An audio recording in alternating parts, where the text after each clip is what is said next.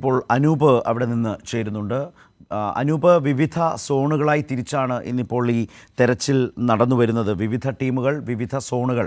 അനൂപ് ഇപ്പോൾ ഉള്ളത് ഏത് പ്രദേശത്താണ്? അവിടെ നടന്നു വരുന്ന തെരച്ചിലിൻ്റെ ഒരു കാഴ്ച, സ്വഭാവം എന്താണ്?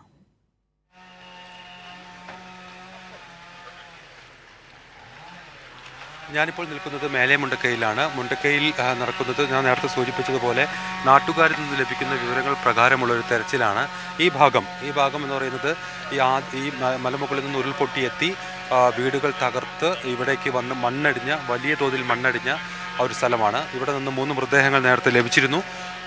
3 മൃതദേഹങ്ങൾ ആ ഭാഗത്ത്, ഇപ്പോൾ JCB നിൽക്കുന്ന ആ ഭാഗത്തുണ്ട് എന്നാണ് അവിടെ നിന്ന് രക്ഷപ്പെട്ട, അതായത് ആ സമയത്ത് വീട്ടിലില്ലാതിരുന്ന അവിടെ നിന്ന് രക്ഷപ്പെട്ട അവരുടെ ബന്ധുക്കൾ, ആ കുടുംബത്തിൻ്റെ ബന്ധുക്കൾ പറയുന്നത്. സുദേവൻ എന്നയാളുടെ വീടാണ് തൊട്ട് മുകൾ വശത്തുള്ളത്.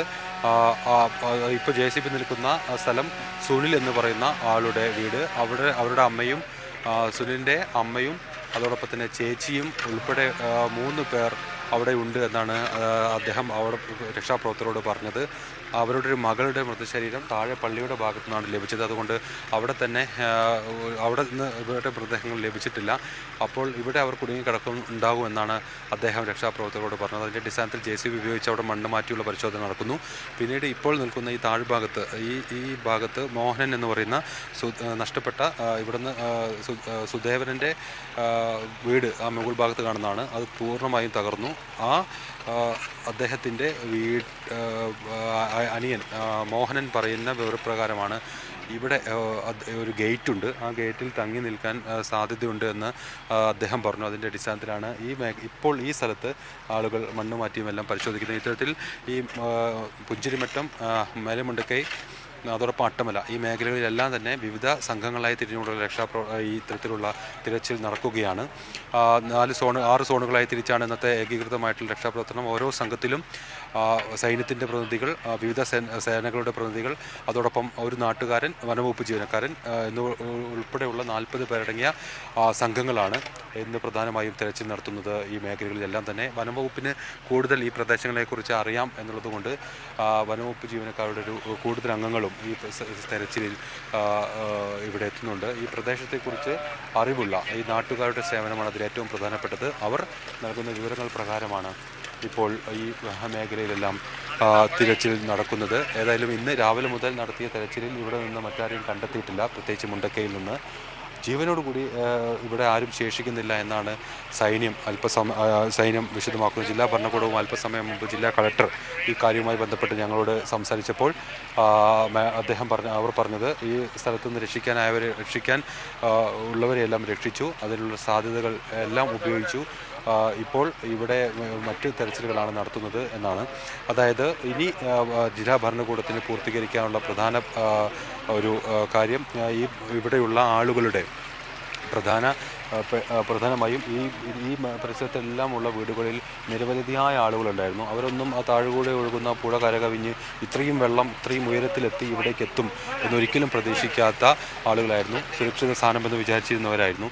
ഏതായാലും അവർ തന്നെ തട്ടുതാഴെയുള്ള പള്ളികളിലേക്ക് മറ്റും ഈ പുഴയുടെ ഒഴുക്കെല്ലാം കണ്ട് മാറി താമസിക്കുകയും ചെയ്തിരുന്നു. എന്നാൽ അതും ആ പള്ളി ഉൾപ്പെടെ തകർന്ന സാഹചര്യം ഉണ്ടായി. ഏതായാലും ഈ വീടുകളുള്ള സ്ഥലത്ത് നിന്ന് നഷ്ടപ്പെട്ട ആളുകളെ സംബന്ധിച്ച് ഒരു ഔദ്യോഗികമായൊരു കണക്ക് നമുക്ക് ഇനിയും ലഭിക്കേണ്ടതുണ്ട്. ഇപ്പോൾ അല്പസമയം മുമ്പ് കളക്ടർ പറഞ്ഞത് 202 പേരെ ഈ മേഖലയിൽ നിന്ന് കാണാതായിട്ടുണ്ട് എന്നുള്ളതാണ്. അതുകൊണ്ട് ആ 202 പേരെ കേന്ദ്രീകരിച്ച് ഉള്ള ഒരു തെരച്ചിലാണ് നടക്കുന്നത്.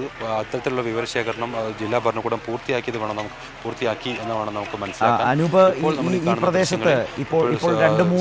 അനിയൻ മോഹൻ നേരത്തെ അനൂപ് സൂചിപ്പിച്ചു അവിടെയൊക്കെ ഇപ്പോൾ ക്യാമ്പുകളിലും മറ്റും കഴിയുന്ന ആളുകൾ ഈ പ്രദേശങ്ങളിൽ ഇപ്പോൾ മേലെ മുണ്ടക്കയിലേക്കൊക്കെ വന്നിട്ട് ഈ രക്ഷാപ്രവർത്തനത്തിന് ഓരോ സ്ഥലം കാണിച്ചു കൊടുക്കുകയാണ്. അവർക്കതിനെയും കണ്ടാൽ തിരിച്ചറിയാത്ത വിധം വീടുണ്ടായിരുന്നു എന്ന് പറയാനേ കഴിയൂ. പല വീടുകൾ, ഇപ്പം അനൂപ് സൂചിപ്പിച്ച ഈ ഭാഗത്തൊക്കെ വീടിൻ്റെ ഒരു അംശം പോലും ബാക്കിയില്ലാത്ത വിധം. എന്നാൽ മുകളിൽ ഒരു വീട് കാണാനും കഴിയുന്നുണ്ട്. അതും സ്വാഭാവികമായിട്ടും തകർന്ന നിലയിലാവണം. മറുഭാഗത്ത് തൊട്ടിപ്പുറത്ത് മറ്റൊരു വീട് കാഴ്ചയിൽ തന്നെ വലിയ തോതിൽ തകർന്ന നിലയിൽ കാണാനുമുണ്ട്. പക്ഷേ നേരത്തെ അനൂപ് സൂചിപ്പിച്ചു ഇവരൊക്കെ നിൽക്കുന്ന ഭാഗത്തൊരു വീടുണ്ടായിരുന്നു, അവിടെ ഒരു ഗേറ്റ് ഒക്കെ ആണ് അടയാളമായി പറയുന്നത്, അതൊക്കെ തപ്പുന്നു, ഇതൊക്കെ പറഞ്ഞു. അപ്പോൾ ഈ ആളുകൾ ഈ പ്രദേശത്തെ ഒക്കെ അവശേഷിക്കുന്ന ആളുകൾ ഈ ക്യാമ്പിൽ നിന്ന് ഇവരെ സഹായിക്കാനായി ചൂണ്ടിക്കാട്ടി കൊടുക്കാനായിട്ട് കാര്യമായിട്ട് അവരുടെ സഹായത്തിനുണ്ടോ? അതുപോലെ തന്നെ ഇപ്പോൾ അനൂപ് നിൽക്കുന്ന ഈ പ്രദേശം, അത് ആ പഞ്ചായത്തിൻ്റെ ഏത് വാർഡാണ്? അത്തരം കാര്യങ്ങൾ അറിയാമോ? അവിടെ ഉദ്ദേശം എത്ര വീടുകളാണ് ഉണ്ടായിരുന്നു എന്നാണ് പറയപ്പെടുന്നത്. അപ്പോൾ ഈ വീടുകൾ കേന്ദ്രീകരിച്ച് വീടുകൾ നിന്നു എന്ന് ഏകദേശം ധരിക്കുന്ന സ്ഥലങ്ങളൊക്കെ നോക്കിയാണോ ഈ തെരച്ചിൽ നടക്കുന്നത്?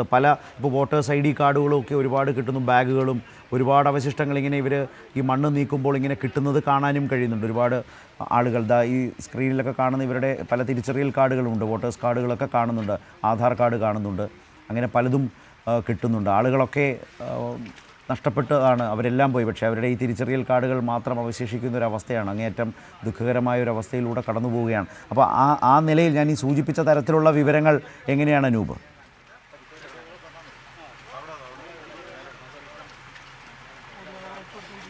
നാട്ടുകാരുടെ അതായത് ഇവിടെ നിന്ന് രക്ഷപ്പെട്ടവർ, ഇവരുടെ ബന്ധുക്കൾ ഉൾപ്പെടെയുള്ളവരിൽ നിന്നാണ് ഈ വിവരശേഖരണം പ്രധാനമായും രക്ഷാപ്രവർത്തകർ നടത്തുന്നത്.